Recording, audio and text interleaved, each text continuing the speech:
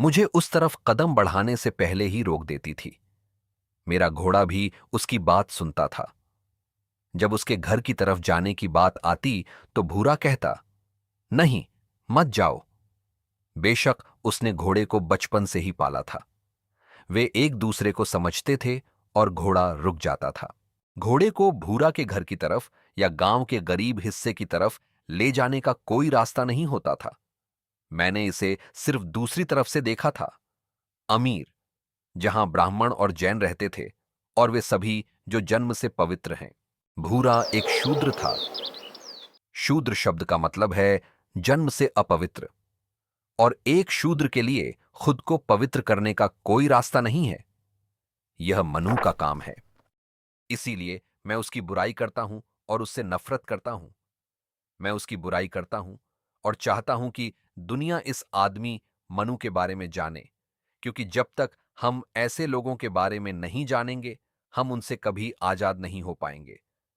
वे किसी न किसी रूप में हम पर असर डालते रहेंगे, चाहे वह नस्ल हो।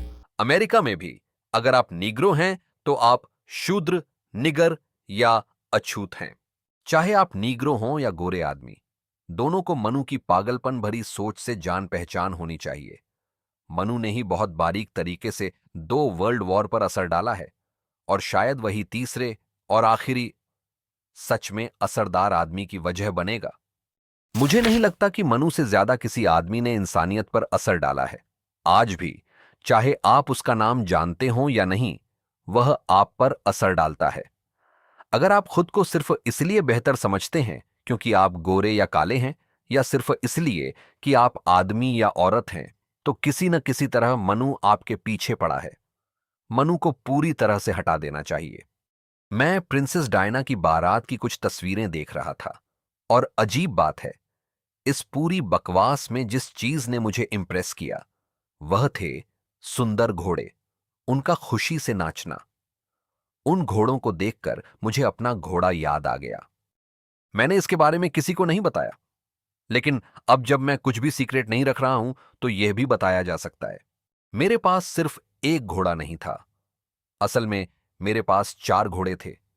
एक मेरा अपना था, और आप जानते हैं कि मैं कितना नखरेबाज हूं।